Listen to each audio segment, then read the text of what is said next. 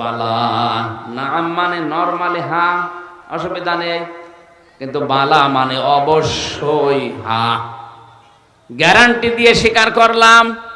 এখন যদি দুনিয়াতে আসার পরে কোনো মানুষ এই রব, তিনি যে রব বলে স্বীকৃতি নিলেন, এটা যদি ঠিক না রাখে, সে যেন আল্লাহর সাথে বিশ্বাসঘাতকতা করে। রবের অনিষ্ট অর্থ আমি পেয়েছি। আপনি একবারেই বলেছিলেন আলাস্তু বিরব্বিকুম ক্বালু বালা, একবারে স্বীকার করার ভেতরে 19টা জিনিস পাওয়া যায়। তার এক নম্বরে রব মানে আইনদাতা। রব মানে কি? আরো জোরে বলেন। ওই সময় যত রূহ আমরা আদমের পৃষ্ঠদেশ থেকে বের হয়েছিলাম, সবাই বলেছি ক্বালু বালা শাহিদনা, হে আল্লাহ তুমি আমাদের রব। রবের প্রথম অর্থ আমরা পেলাম, রব মানে আইনদাতা। সুতরাং দুনিয়ায় আসার পরে কেউ যদি আল্লাহর আইন না মানে, আল্লাহর আইন প্রতিষ্ঠা করার জন্য চেষ্টা না চালায়, ও সবচাইতে বড় বিশ্বাসঘাতক।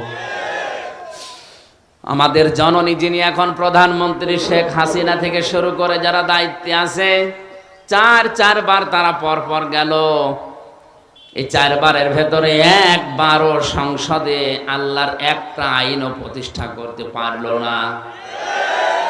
এবার আমরা আহ্বান জানাবো, চলে যেহেতু গেছেন, সর্বপ্রথম সংসদ যেদিন বসবে, যেন কোরআনের 4টা আইন প্রথমেই কায়েম হয়।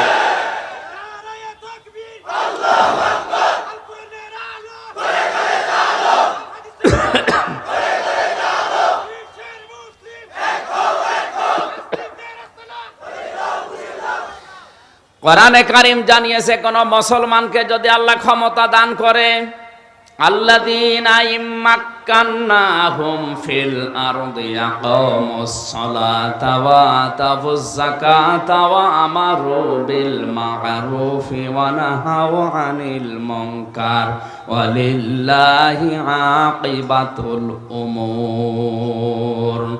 সূরা হজের 41 নম্বর আয়াতে আল্লাহ ঘোষণা দিয়েছেন, এটা আমি প্রধানমন্ত্রী সহ যারা মন্ত্রী পরিষদ কালকে মনে হয় গঠন হয়ে গেছে, না আজকে হচ্ছে, 300-র উপরে যারা এমপি হয়ে গেলেন, ইমানের দায়িত্ব অনুযায়ী, মানবতার দায়িত্ববোধ নিয়ে আপনারা যেহেতু দায়িত্বে গেছেন, এই মুহূর্ত থেকে সংসদের প্রথম অধিবেশনে 4টা কাজ আপনারা বিল পাস করবেন। 1 নম্বরে নামাজ কায়েম করা লাগবে রাষ্ট্রীয়ভাবে। এটার পক্ষে আছে না নেই?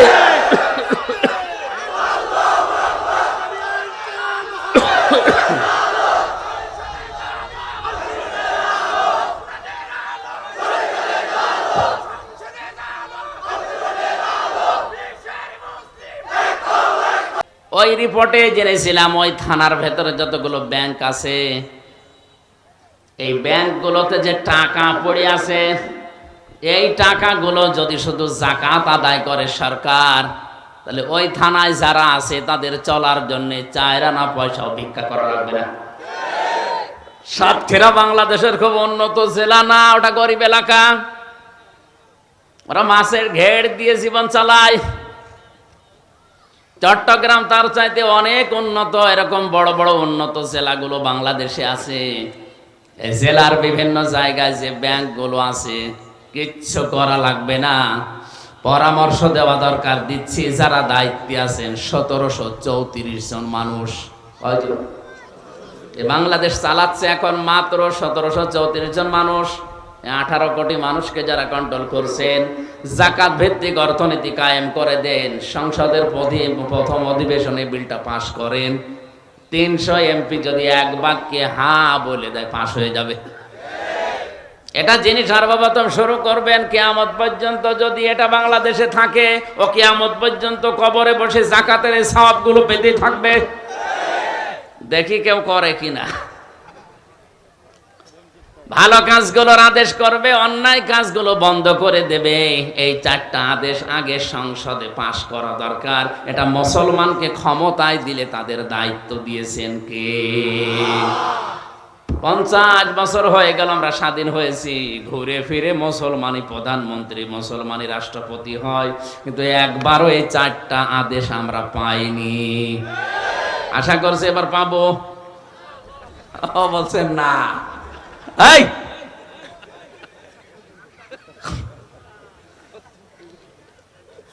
আল্লাহর সাথে বিশ্বাসঘাতকতা করলে আপনার খবর আছে সামনে।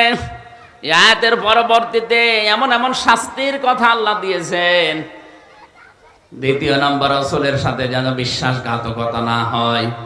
বিশ্বনবী তার জন্মের পর থেকে শুরু করে 63 বছরের এই জীবনে যা করেছেন ওগুলো আপনার জীবনে সেট করা লাগবে। নবীজি মুহাম্মদুর রাসূলুল্লাহকে যেদিন একেবারে ছোট বয়সে তার মা হালিমাতুস সাদিয়া কোলে তুলে নেয়, ডান স্তন তিনি দিলেন, পান করলেন, বাম স্তন দিলেন, মুখ বের করে দিলেন। সিরাত ইবনে হিশাম লিখেছে, একবার, দুইবার, তিনবার মুখ লাগানোর পরেও তিনি যখন বের করে দেন, চোখের ইশারা দিয়ে ছোট মুহাম্মদ যেন মা হালিমাকে বোঝাতে চায়, ও দুধ মা, জোর করেন কেন? ডান স্তন আমার অধিকার ছিল, আমি পান করেছি। আমি জানি আমার দুধ ভাই আব্দুল্লাহ আছে, সাইমা আছে, আমার বোন। বাকি স্তনটা এটা আমার হক, অধিকার না, এটা আমার দুধ ভাই আব্দুল্লাহর অধিকার। দুনিয়াতে তো আমি ভাইয়ের হক নষ্ট করার জন্য আসি না, এসেছি ভাইয়ের হক ফিরিয়ে দেওয়ার জন্য। যে নবী মায়ের কোলে বসে ভাইয়ের হক নষ্ট করে না, সেই নবীর উম্মত আমরা এখন যারা দাবি করছি, যত বড় হচ্ছি ভাইয়ের হক মারার জম হচ্ছি।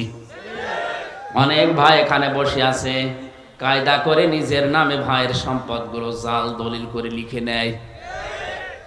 মানুষের জমিন ফাঁকি দেওয়া লোক যদি এখানে থাকেন, কেউ ভাই, কেউ বোন, কেউ ছেলে মেয়ে, যাই হোক, আর অন্যের কথা তো বাদ দিলাম, আপনজনদের ভেতরে নিজের ভাই, নিজের বোন, নিজের ছেলে মেয়ে, এদের সম্পদ যদি কেউ আত্মসাৎ করে থাকেন, জমি জায়গা ফাঁকি দিয়ে থাকেন, যতদিন ওইটা ফেরত না দেবেন ততদিন আপনার ফরজ কোনো ইবাদত কবুল হবে না। 2 নম্বরে, আপনি যখন মারা যাবেন, এ জমি ফেরত না দেওয়ার কারণে আপনি বেঈমান হয়ে মরবেন, আপনার নামাজ রোজায় কাজ হবে না। শরীক ফাঁকি দেওয়া লোক আছে কিনা আমি একটু দেখতে চাই, হাত তোলেন তো। একজন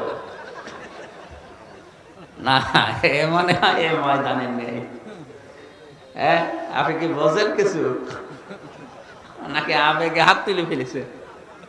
2টা শাস্তির কথা বললাম না, যে ফরজ ইবাদত কবুল হবে না, আর মরণের সময় ঈমান নসিব হবে না, বেঈমান হয়ে মরবে যারা শরীক ফাঁকি দেয়। শরীক ফাঁকি বোঝেন আপনারা?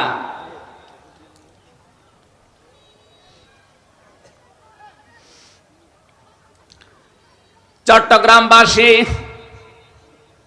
3 নম্বরে, অতাখুনু আমানাতিকুম ওয়া আনতুম তা'লামুন, তোমরা আমানতের খেয়ানত করবা না জেনে শুনে। আমানত প্রধানত 9 প্রকার। কয় প্রকার?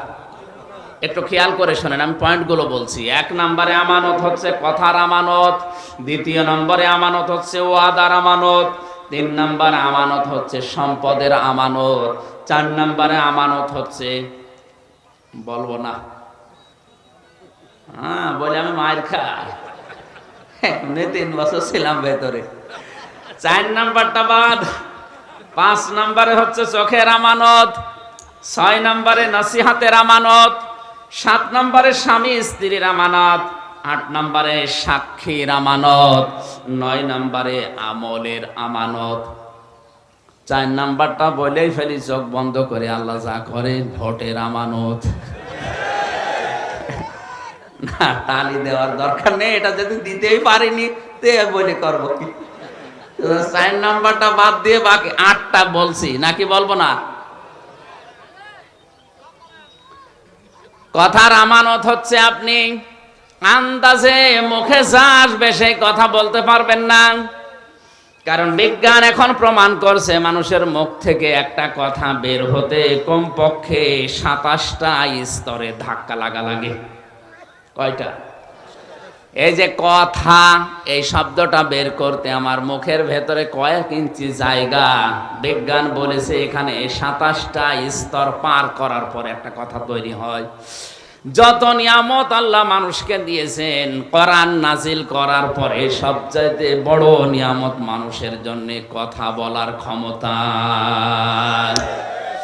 কোরআনে কারীম জানিয়েছে, আর রহমানু আল্লামাল কোরআন খালাকাল ইনসানা আল্লামাহুল বায়ান। জোরে বলেন আল্লাহু আকবার। আমি রহমান, আমার দয়া হচ্ছে তোমাদেরকে আমি কোরআন দিয়েছি, তোমাদেরকে আমি বানিয়েছি, শুধু বানিয়েই শেষ করে দেয়নি, তোমাদেরকে কথা বলার যোগ্যতা দিয়েছি। এই যে বায়ান, কথা বলা, এটা আল্লাহর নিয়ামতের ভেতরে অন্যতম। যারা কথা বলতে পারে না, আপনি তাদের কাছে জিজ্ঞাসা করেন দুনিয়ায় কি হারিয়েছে তারা। আমাদের এই 3.5 হাত বডির ভেতরে যেইটা আমরা হারিয়েছি, যেটা পাইনি, আমার মনে হয় তার কাছে দুনিয়ায় সবচাইতে বড় দামি জিনিস ওইটা। শিক্ষার জন্য বলছি, কুমিল্লাতে দাউদকান্দি মনে হয় এক মাহফিলে খাবার খাচ্ছিলাম, এক অন্ধ আমার পাশে বসা, হঠাৎ বিদ্যুৎ চলে গেল। আমরা যারা